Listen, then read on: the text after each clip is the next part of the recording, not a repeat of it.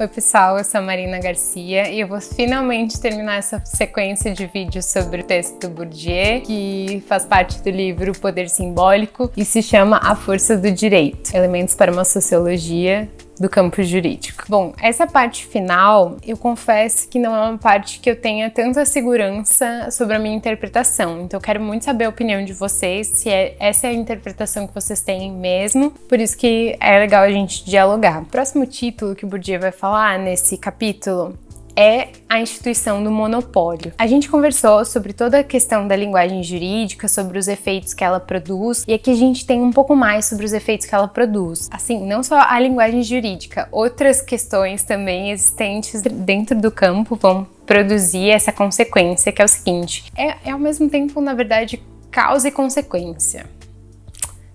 Tá vendo? Essa é uma parte mais confusa. É o seguinte, no direito a gente vai ter sempre essa divisão entre profissionais e profanos. Desculpa, no direito não, no campo jurídico. A linguagem jurídica é um ótimo exemplo disso. A gente vai ter sempre ali aquele detentor do conhecimento jurídico que vai poder fazer a tradução, que é um agente do campo, pertence ao campo, tem esse passe de entrada. E o leigo, aquele que não sabe falar a linguagem jurídica, não sabe mexer com as técnicas jurídicas. E essa separação, quanto mais forte ela é, melhor a gente tem esse distanciamento entre essas duas formas de pensar completamente diferentes, e muito mais os agentes jurídicos acabam se apropriando desse campo jurídico. E mais ainda, o leigo, que o Bourdieu vai chamar de profano, menos ele vai se sentir parte desse campo, menos ele vai se apropriar, por exemplo, do próprio conflito, quando o conflito entra para o campo jurídico, para o campo judicial. Esse distanciamento vai ajudar também a dar uma ideia de que o direito é baseado na racionalidade, porque visto de fora pelo profano, bom, deve ter toda uma lógica naquele campo, tem toda uma estrutura, tem toda uma formalidade, tem todo um ritual, uma ritualística. Então dá uma ideia de que aquilo é muito racional, aquilo só pode ser racional. Inclusive tem toda uma justificação do campo jurídico de que ele é racional. Lembra daquela ideia de que o agente, mesmo numa alta posição na hierarquia, ele seria mero intérprete da lei, vai seguir a lei, ele vai seguir os preceitos, então ele age de forma racional. E quanto mais existe essa divisão, é mais fácil de comprovar essa racionalidade, de dar ideia dessa racionalidade. Essa divisão também vai diferenciar duas formas de pensar diferentes, como eu tinha comentado. A forma legitimada, que é essa forma de pensar de dentro do campo, do que o Bourdieu chama de instituições ingênuas da equidade. Intuições ingênuas da equidade, que seria, na minha interpretação, a forma comum de se pensar um conflito. Então aqui o Bourdieu, ele vai nos apresentar um segundo campo dentro do campo jurídico, ele vai nos apresentar o campo judicial, que é justamente ali onde se desenrolam os conflitos, né? Porque o campo jurídico é algo muito mais amplo, que vai abranger um agente que é um policial, por exemplo. Não que não tenha conflito lá com o agente policial,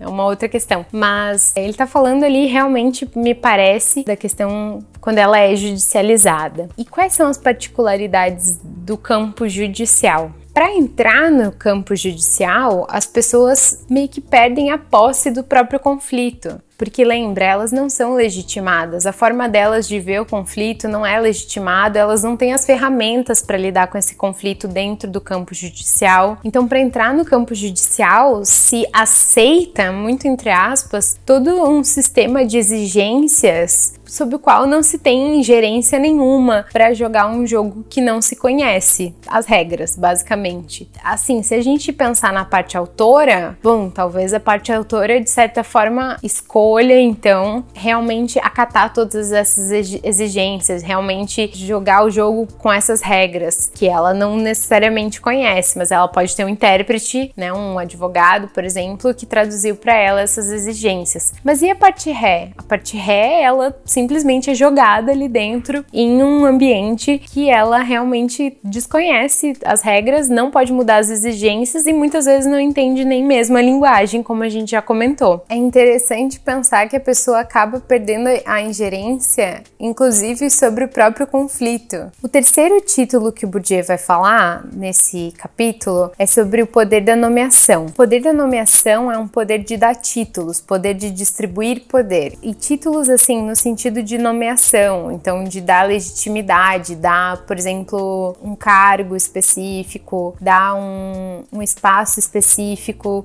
na hierarquia. Só que quem detém esse poder não é o direito, não é o campo jurídico, é o Estado. Lembra que a gente conversou que o Estado é o detentor da força simbólica, é o detentor da violência. Então é o Estado que vai atribuir essa possibilidade de nomeação, de instituição. O direito aí é um mero instrumento para fornecer essa nomeação. Um exemplo desses atos de instituição é a nomeação do juiz, por exemplo, que dá toda uma legitimidade, que abre toda uma cadeia de possibilidades, que colocam a gente em determinado espaço da hierarquia. O título seguinte se chama A Força da Forma. A força da forma vai falar primeiro sobre uma afinidade que existe entre os agentes. Essa afinidade é porque a maioria dos agentes vai ter backgrounds parecidos, vai ter vidas parecidas, mas não no sentido de terem vivido a mesma coisa, claro que não. Mas é muito provável que até que as pessoas cheguem em determinada posição da hierarquia, elas tenham tido acesso à cultura privilegiada, à cultura dominante. Por exemplo, quando a gente conversou sobre capital cultural, há um capital cultural parecido, capital cultural valorizado, semelhante. No que isso resulta? Resulta em uma identificação entre os agentes e também resulta em uma dificuldade de que mesmo a divergência entre os agentes vá desfavorecer a classe dominante. Porque é claro que todo esse capital cultural, por exemplo, vai refletir um capital que reflete a classe dominante, as escolhas da classe dominante. Então, claro que ter acesso a esses capitais culturais, capitais em geral, capitais econômicos também, que refletem a classe dominante, vão dar mais vantagens e vão permear ali as hierarquias mais altas, principalmente do campo jurídico. E é engraçado que a gente pode pensar aqui também que dentro do próprio campo jurídico, essas posições também vão refletir uma dificuldade maior ou menor do agente de se enquadrar no campo. Ele pode ter mais capital cultural valorizado, ele pode ter mais capital econômico e estar mais acima na hierarquia, assim como ele pode ter menos e ele não ter tanta facilidade para compreender a linguagem jurídica, mesmo estando lá dentro. Ele pode não ter tanta facilidade de atingir um cargo que permita uma amplitude maior de interpretação. Então, dentro do próprio campo existem nuances entre os agentes. Ele vai dizer também, além disso, o Bourdieu, que o direito só exerce eficácia quando reconhecido. O que significa isso? Significa que esses valores todos de neutralidade, de racionalidade que o campo tenta passar, seja através da linguagem, seja através da arquitetura ou da forma de vestimenta, que todas essas mensagens que são transmitidas de neutralidade, racionalidade, fazem parte de construir uma crença, né? E do campo jurídico depende, de certa forma, dessa crença, depende dessa legitimidade, não só estatal, me parece. E o trabalho de codificação dentro do campo tem a função também de gerar uma adesão dos profanos a essa ideologia profissional dentro do campo. E aos poucos, esses valores que eram inicialmente do campo podem ser, inclusive, reconhecidos como práticas sociais úteis fora do campo. E claro que codificar é só para quem está no mesmo nível de hierarquia do campo jurídico. Todos aqueles que não podem codificar, eles vão suportar a força da forma, eles vão suportar a mobilização de elementos para pôr o direito ao seu lado, que aqueles que podem mobilizar esses elementos vão fazer. Então, se você não pode codificar, você simplesmente sofre com a codificação. sofre as consequências dessa codificação. Por último, o Bourdieu vai falar sobre os efeitos da homologia. Ele vai começar falando sobre algo que a gente já discutiu aqui, que eu acabei puxando lá pra cima, porque eu acho que conectava bem com o assunto, que é a questão de várias matérias terem um peso diferente e refletirem a sua clientela na sociedade. Então, geralmente, matérias mais ligadas ao econômico, como o direito civil, o direito empresarial, vão ter uma posição mais alta na hierarquia, enquanto matérias como direito do trabalho, talvez direito de família, tenham uma hierarquia mais baixa dentro do campo, porque refletem essa outra clientela, que não é tão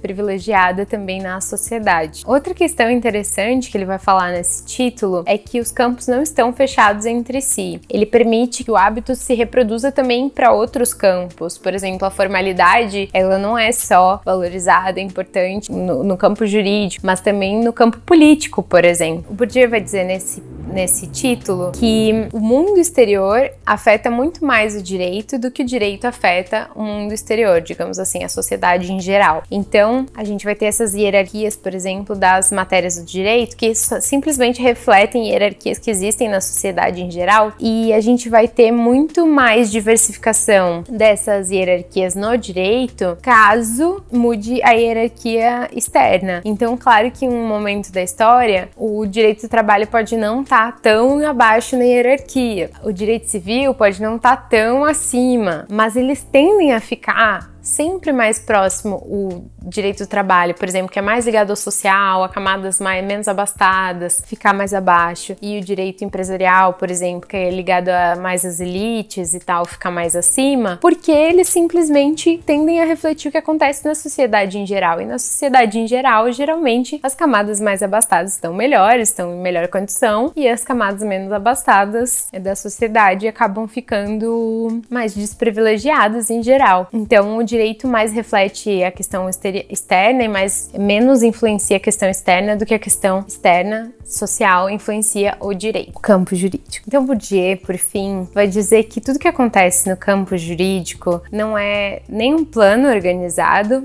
maquiavélico, e nem uma completa anarquia. Na verdade, são simplesmente estruturas que existem, que se perpetuam e geram tendências gerais ligadas a pressupostos que constituem lei fundamental. Ou seja, as pessoas podem estar dentro do campo jurídico, perpetuar esses hábitos, mesmo que elas não queiram, mesmo que elas não tenham essa vontade. E aí, por isso, é uma reflexão interessante esse texto. Não porque se queira, talvez, simplesmente apontar o dedo para todos, mas pelo contrário, para que a gente pare e reflita se a gente não está perpetuando algumas coisas que não são positivas, né? Que não são, enfim. Às vezes é uma reflexão minha, essa reflexão final, porque o Bourdieu, ele, até onde eu sei, não busca muitas soluções, né? Ele é sociólogo, cientista, simplesmente constrói sua teoria para mostrar o que existe e não necessariamente para dar uma solução maravilhosa aí para o universo. Tá bem? Eu espero que vocês tenham gostado dessa explicação, que eu achei que ia ser um vídeo só, acabou virando 3. Obrigada por ficarem até aqui, por terem chegado até o final. Um abraço, espero ver vocês semana que vem. Tchau, tchau!